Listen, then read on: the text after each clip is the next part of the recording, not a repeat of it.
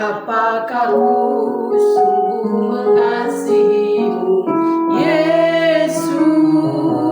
Kau yang Maha tahu dan menilai hidupku. Tak ada yang tersembunyi bagimu. Selidiki aku, lihat hatiku.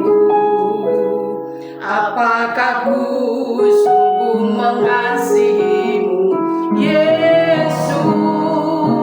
Kau yang Maha tahu dan menilai hidupku.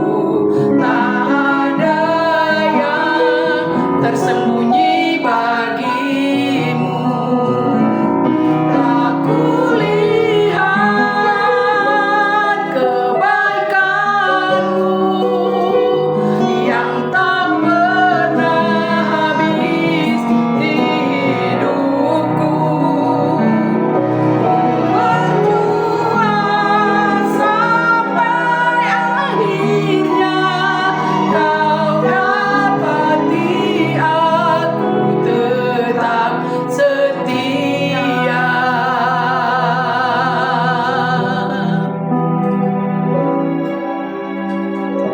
Kasih Yesus. Selidiki aku, lihat hatiku. Apakah ku sungguh mengasihimu, Yesus? Kau yang Maha tahu dan menilai hidupku. Tak ada yang tersembunyi bagimu.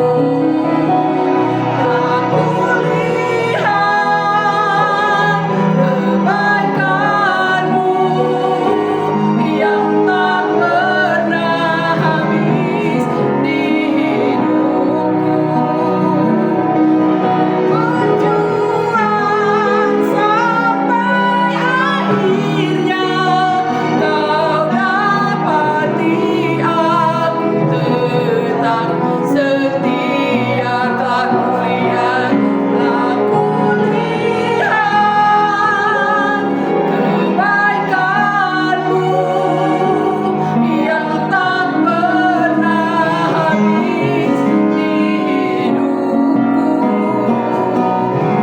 Berjuang sampai akhirnya kau dapati aku tetap setia. Kau dapati aku tetap setia. Kau dapati aku tetap setia.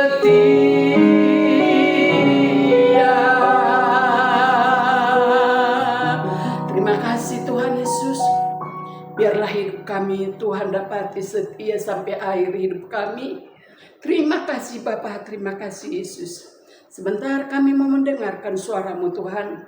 Berbicaralah Engkau Tuhan bagi setiap kami yang mendengarkan firman-Mu Tuhan. Terima kasih Tuhan, hanya di dalam nama Yesus kami menyerahkan pembacaan firman-Mu pada hari ini. Hanya di dalam nama Yesus kami berdoa dan mengucap syukur. Haleluya. Amin. Shalom Bapak Ibu Saudara yang dikasihi Tuhan. Kita berjumpa lagi dalam perenungan intim dengan Allah. Pada hari ini, hari Rabu tanggal 25 Maret 2026. Kita akan mendengarkan dan merenungkan sebagian daripada firman Tuhan yang bertemakan perlunya kepemimpinan rohani.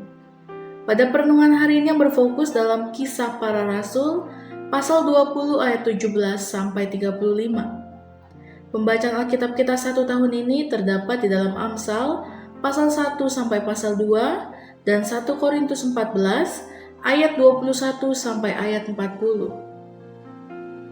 Dalam ayat emasnya yang terambil dalam Kisah Para Rasul 20 ayat 17. Saya harap Bapak Ibu Saudara-saudari dapat membacanya beberapa ayat yang sudah saya sebutkan. Saya akan bacakan dalam Kisah Para Rasul 20 ayat 17, demikian firman Tuhan. Karena itu ia menyuruh seorang dari Miletus ke Efesus dengan pesan supaya para penatua jemaat datang ke Miletus. Apa yang dimaksud dengan kepemimpinan rohani?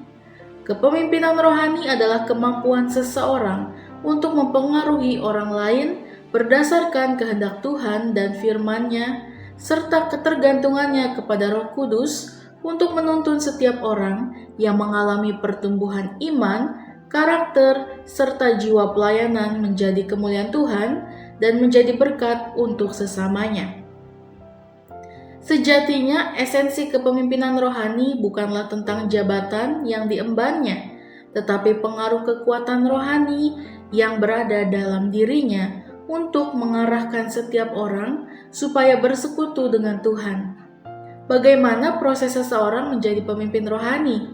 Menyediakan diri untuk dipimpin oleh Tuhan terlebih dahulu, berupaya menjadi teladan dalam iman, membimbing setiap orang untuk mentaati firman Tuhan, serta melaksanakan pelayanan untuk kemuliaan Tuhan dan menjadi berkat untuk sesama. Pada konten teks ini kita akan mempelajari kepemimpinan Rasul Paulus, khususnya di kalangan jemaat yang terdapat di kota Efesus. Sebelum berpisah, Paulus memanggil para penatua yang berada dalam warga jemaat. Saat berkumpul terdapat beberapa hal yang disampaikan Paulus kepada mereka. Yang pertama, melayani Tuhan dengan kerendahan hati walau harus mencucurkan air mata, mengalami berbagai pencobaan, bahkan ancaman pembunuhan dalam ayat 17-19. Selama 3 tahun di Efesus dan sekitarnya dalam ayat 31, Paulus selalu memperlihatkan contoh untuk diteladani. Paulus melayani Tuhan dengan kerendahan hati, menghadapi berbagai tantangan yang menyebabkannya mencucurkan air mata. Bahkan ia menghadapi ancaman pembunuhan yang dilakukan oleh beberapa orang Yahudi. Walau demikian, Paulus tetap memperlihatkan semangat untuk melayani dalam pekerjaan Tuhan.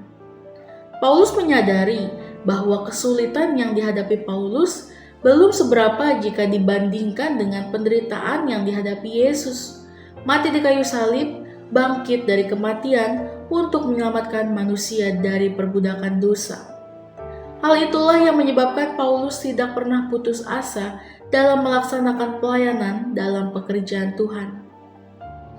Lalu yang kedua, tidak lalai mengajar para penatua dalam ayat 20. Di tengah tantangan yang dihadapi, Paulus tidak pernah lalai untuk mengajar para penatua. Pada pertemuan-pertemuan umum, bacanya dan kebaktian, Paulus selalu mengembangkan kompetensi para penatua berdasarkan firman Tuhan.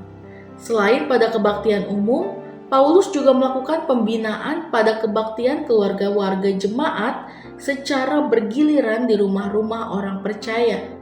Paulus memanfaatkan berbagai kesempatan itu untuk menyampaikan hal-hal yang penting bagi warga jemaat. Lalu yang ketiga, menyampaikan kesaksian terhadap orang Yahudi dan Yunani dalam ayat 21. Orang Yahudi dan Yunani pada ayat ini untuk menggambarkan orang-orang dari berbagai suku dan bahasa yang terdapat di Efesus. Terdapat siapa saja, Paulus menyampaikan kesaksiannya tentang Yesus Kristus yang telah dijanjikan oleh para nabi akan datang ke dunia ini. Tujuan kedatangan Yesus ke dunia ini untuk menyelamatkan setiap orang yang percaya kepadanya. Lalu yang keempat, menyampaikan Injil kasih karunia sampai garis akhir dalam ayat 22-24. Sejak bertobat, Paulus menggunakan setiap kesempatan yang ada untuk memberitakan Injil Kristus. Selama Tuhan memberikan waktu kepadanya untuk hidup, berarti ia harus memberitakan Injil Kristus sampai akhir hayatnya. Paulus selalu terdorong untuk memberitakan Injil. Lalu yang kelima, jagalah seluruh kawanan yang telah diperolehnya darahnya sendiri dari serangan serigala-serigala yang buas dalam ayat 28-30. Salah satu pesan kepemimpinan Paulus kepada para penatua di Efesus supaya menjaga seluruh kawanan dari serangan serigala-serigala yang buas. Kita dapat membacanya seperti pengajar-pengajaran sesat. Paulus menyadari tongkat estafet kepemimpinan rohani yang dilaksanakan Paulus selama ini telah saatnya dilanjutkan oleh para penatua. Setelah Paulus meninggalkan warga jemaat yang terdapat di Efesus, kepemimpinan telah berada pada para penatua. Perencanaan, pengembangan, dan penata layanan warga jemaat yang terdapat di Efesus telah dilanjutkan oleh para penatua. Karena telah cukup lama Paulus mempersiapkan para penatua yang harus melanjutkan kepemimpinan rohani pada warga jemaat tersebut. Lalu yang keenam, sekarang aku menyerahkan kamu kepada kasih karunia Tuhan dalam ayat 32. Sebelum Paulus meninggalkan mereka, Paulus menyerahkan setiap penatua kepada Tuhan. Dengan menyerahkan mereka kepada kasih karunia Tuhan, supaya menyadari bahwa kehidupan mereka sepenuhnya berada dalam tangan Tuhan, bukan pada manusia. Tuhan adalah tempat perlindungan yang kekal. Tuhan adalah sumber kekuatan dalam melaksanakan pelayanan. Tuhan dan firman-Nya adalah pegangan yang paling kokoh dalam melaksanakan panggilannya. Firman Tuhan adalah suluh dalam melakukan perjalanan. Firman Tuhan adalah penghiburan yang sempurna. Lalu yang ketujuh, lebih berbahagia memberi daripada menerima dalam ayat 35. Paulus telah memberikan contoh kepada para penatua, yakni bekerja untuk memperoleh hasil dalam memenuhi kebutuhan hidupnya dan rekan sekerjanya setiap hari. Paulus menyadari bahwa di antara hasil yang diperolehnya dari melakukan pekerjaan, di sana terdapat bagian yang akan digunakan untuk membantu orang lain yang sedang berada dalam kekurangan. Ketika memberi sesuatu seperti waktu atau tenaga atau materi kepada orang lain yang membutuhkan berdasarkan kemurnian kasih Tuhan yang tanpa batas bagi manusia berdosa, maka perbuatan itu akan menimbulkan kebahagiaan yang dari Tuhan. Amin. Mari kita sama-sama berdoa. Bapa yang baik, terima kasih Tuhan Yesus untuk perenungan pada hari ini ya Bapa. Terima kasih ya Bapa, kami sangat-sangat memerlukan kepemimpinan rohani yang baik ya Bapa, yang daripadamu ya Bapa. Kami berdoa sebagai setiap pemimpin-pemimpin rohani di tempat kami ya Bapa, di gereja kami maupun di sinode kami ya Tuhan. Kiranya Engkau memberikan hikmat bagi para pemimpin kami ya Bapa. Terima kasih Tuhan Yesus, Engkau juga memberikan hikmat bagi setiap kami. Terima kasih ya Bapa, biarlah firman-Mu selalu merema bagi kami. Dalam nama Tuhan Yesus, biar kehendak-Mu yang jadi bagi kami. Haleluya. Amin. Salam sejahtera bagi kita semua. Shalom.